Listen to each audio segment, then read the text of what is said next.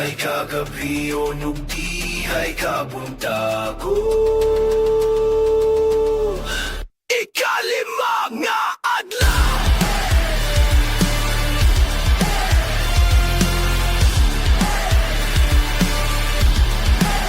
Ipanalaginan sila sa Diyos na nagingon.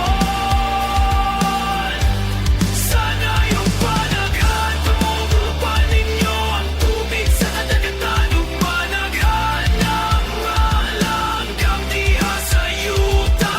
Dihay kagabi o nugdihay kabuntago. Ikalima nga adlaw.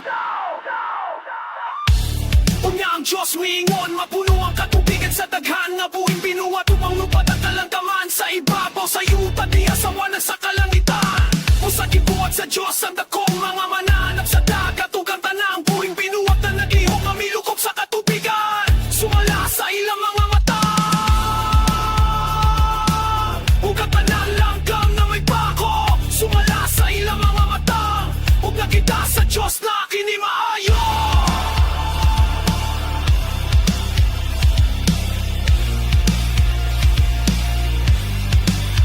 Ipanalaginan sila sa Diyos na nagingon. Sana yung panahon kamugupan ninyo ang tubig sa kadagatan. Ug managhan ng malanggam diha sa yuta.